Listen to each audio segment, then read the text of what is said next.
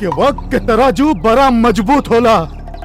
एक न एक दिन इंसान के करम ओ में तौला जाला और जहिया तहार करम तौलाई वो दिन नर्क भी तारा रखे से इनकार कर दे। अरे तू तो भाषण देवा लगला मर्दे। काहे हमरा सर पर पाप चढ़ावे पर तुलल बड़ा? अगर रावरी धमकी है तो हम धमकी से डराए वाला नहीं थी। हम अब जाता नहीं। अब तू रोक सकेला तो हमरा के रोक ला।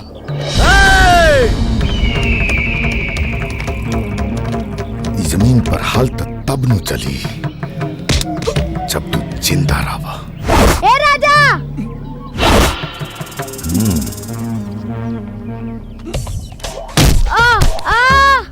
जटाभुजंग पिंगला सुरत्फणामणि प्रभा कदम्ब कुंकुमद्रवा प्रलिप्त दिग्वधू मुखे मदांध सिंधुरस्फुरत्व गुत्तरीय मेदुरे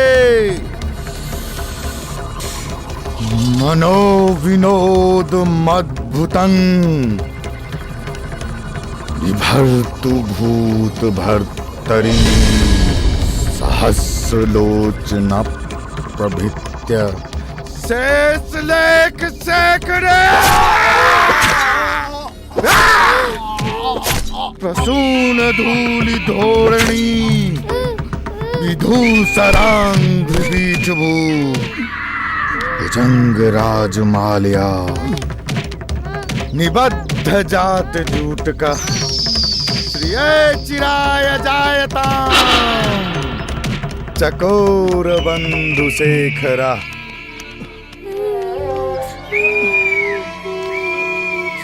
बाबूजी बाबूजी ये सब क्या हो गया? बेटा, आज बाबूजी फिर एगो अत्याचारी के अत्याचार जीत गए। बेटा हमरा से वादा कर जौना जमीन खातिर ऊ एजा आके जौन मौत के नंगा नाच नचलस ई जमीन में तू ओकरा के गाड़ दियास। हम वादा करे थे बाबूजी बाबूजी बाबूजी बाबूजी।